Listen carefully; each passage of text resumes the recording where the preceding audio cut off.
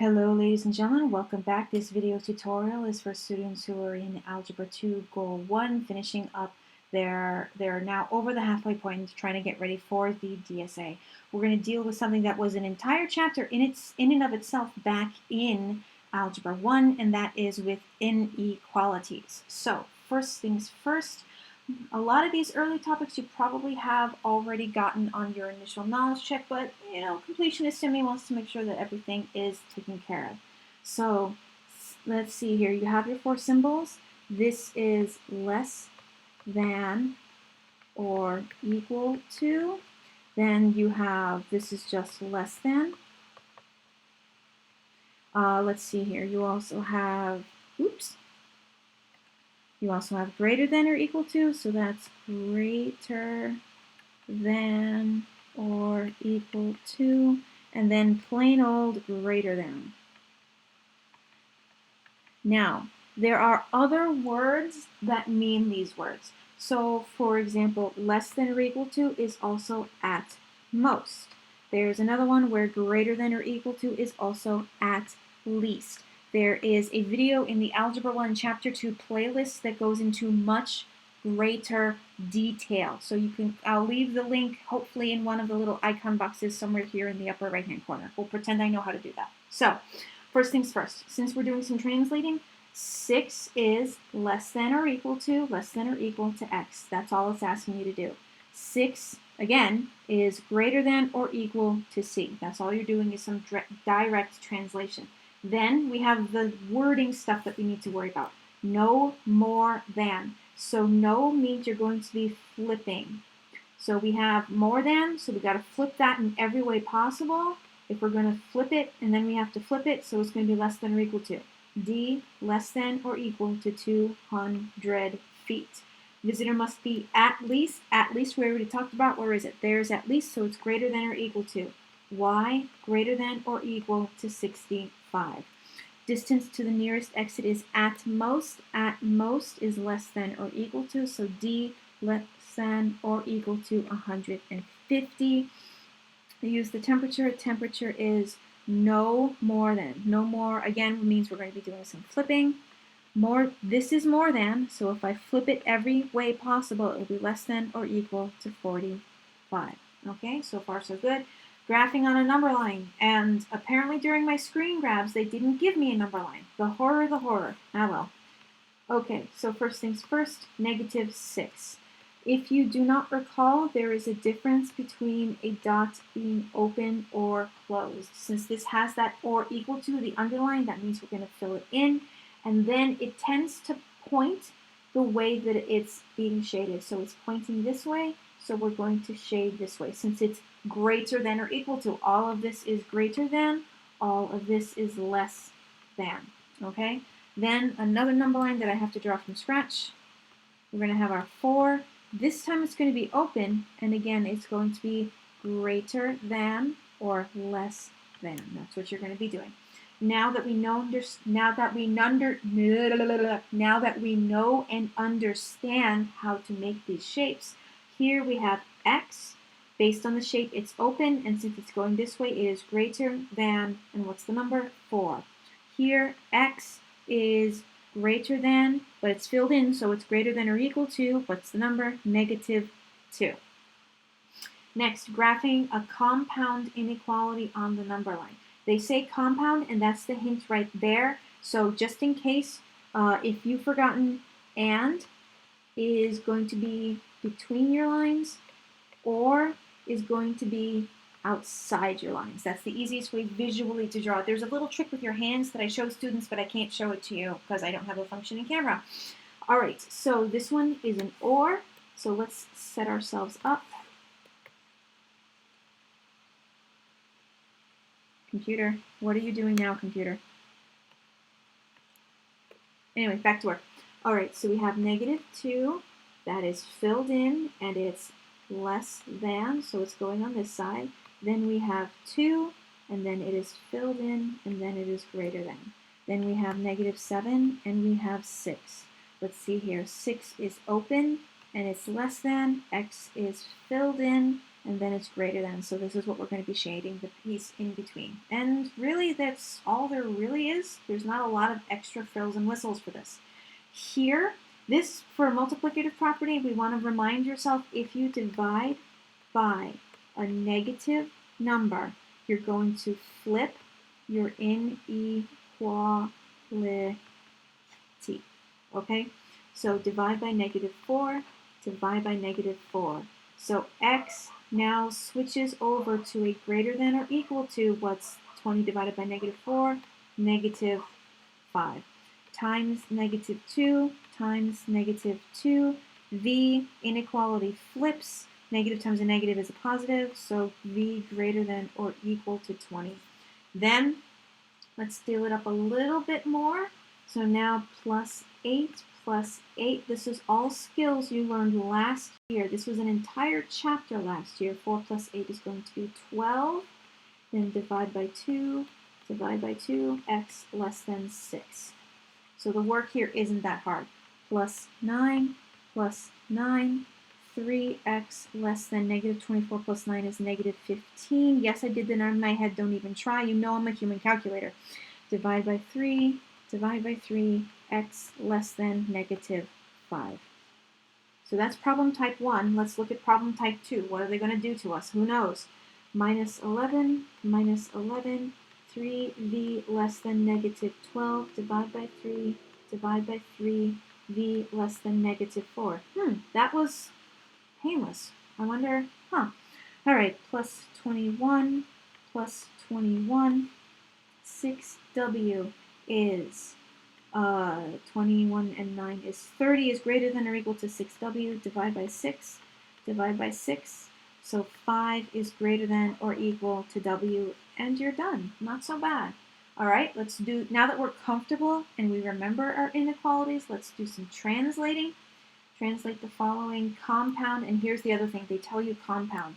Now here's the thing, a lot of kids last year in Algebra 1 looked at this and said, how does this logic just what? Here's the trick, they give you two numbers, right? We're going to have, this is the smaller number, and this is the larger number, right? That part makes sense. We're going to put the smaller number on the left, we're going to put the larger number on the right, we're going to put x between, all right?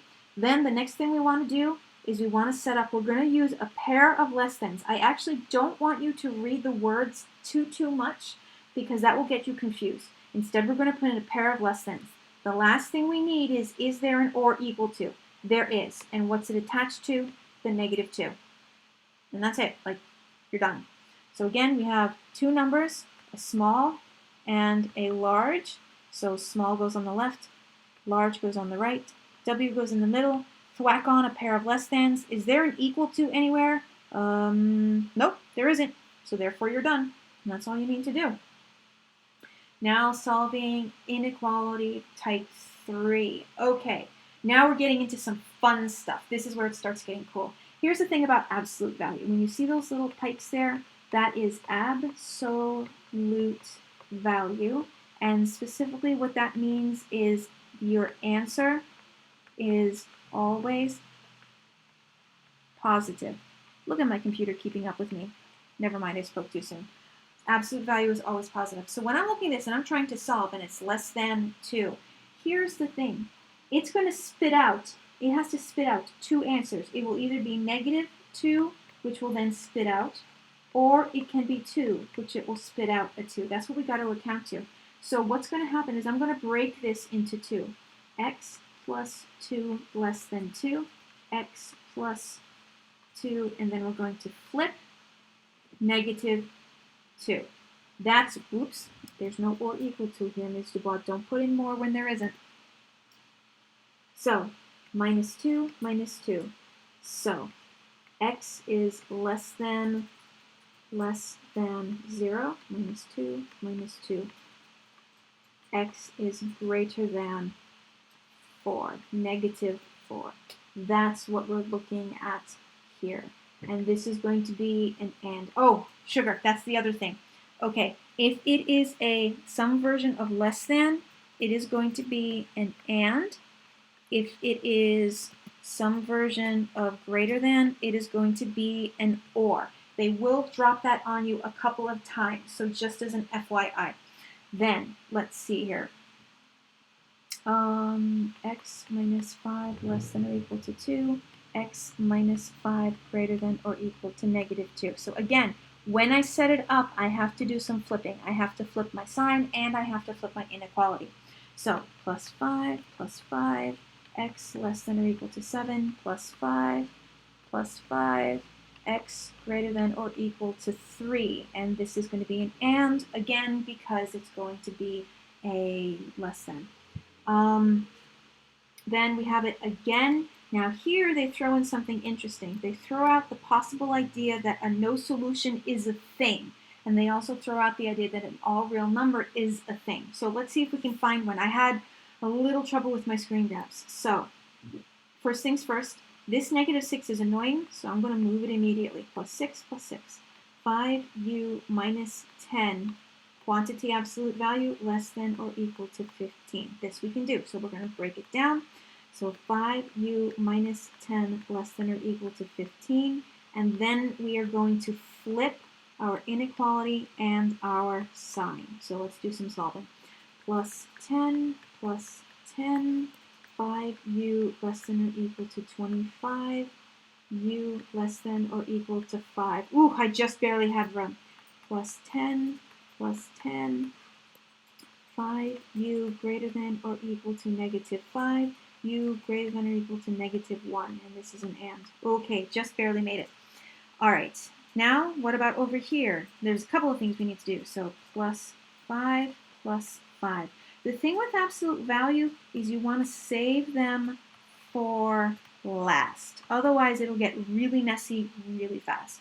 So now we have 2 absolute value, v plus 6 less than or equal to negative 4. Divide by 2, v plus 6 quantity absolute value less than or equal to negative 2. Okay, I see.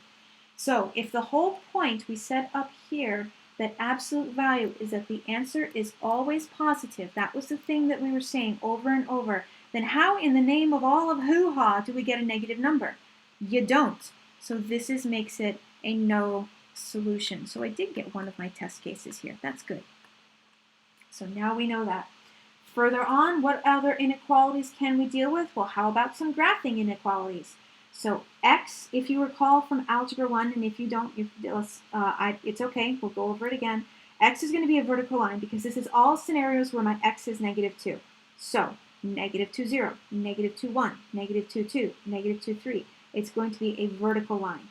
The next question you need to remind yourself is whether or not your line is going to be solid or dotted. Since this is less than, this is going to be dotted, and since it is less than, we are shading one side of the graph, and it's going to be the less than sign. Here, y greater than or equal to 1. We know that the line is going to be dotted, and this time we're looking at the y's all being 1, so 0, 1, 1, 1, 2, 1, 3, 1, so on and so forth. So there's our vertical. There is our horizontal line. Computer, what are you doing now? There we go, better. Then it is going to be dotted, dotted, and then it is greater than, so we're shading above. That's what we got to be doing for this. All right, so that's vertical and horizontal. Let's tick it up a little bit more. Last topic of the family. So this is actually stuff we're going to be doing in a couple of videos. Just as a reminder, this is your B, which is your y-intercept. This is your slope, which, if you recall, is going to be rise over run. So let's see how much we remember. Our y-intercept is 2, and then our slope is negative 3. So we're going down 3 over 1. There's our line. It is solid or dotted. This one is going to be dotted, dotted, and then it is less than. This is greater than. So here's another set for you. If it is less than, you are going to be shading below. If it is some version of greater than, you are going to be shading, take a guess, above. and that's what it's going to look like. So in this case, it's greater than, we're shading above. What does above mean for this kind of line? Because that's really steep. I'm having trouble figuring out which is above and below. Look at my trusty little map. It's this side. So this is the side that's going to be shaded, and that's how it's done. Over here, my y-intercept is -5. My slope is -3 again, so down 3 over 1. There's my line. And again, it's going to be dotted, so put in a couple of dots there to make it look nice and dotted. And then it is greater than, that's a little bit steep again. It's going to be this side. And that's everything you need to know about inequalities. There's not a lot after this, but that last couple of topics gave you the hint. We're going to be dealing with lines next. Slope, lines, word problems with lines, applications with lines, the whole 9 yards. As always, stay happy, stay healthy, stay safe, and I'll see you in the next one.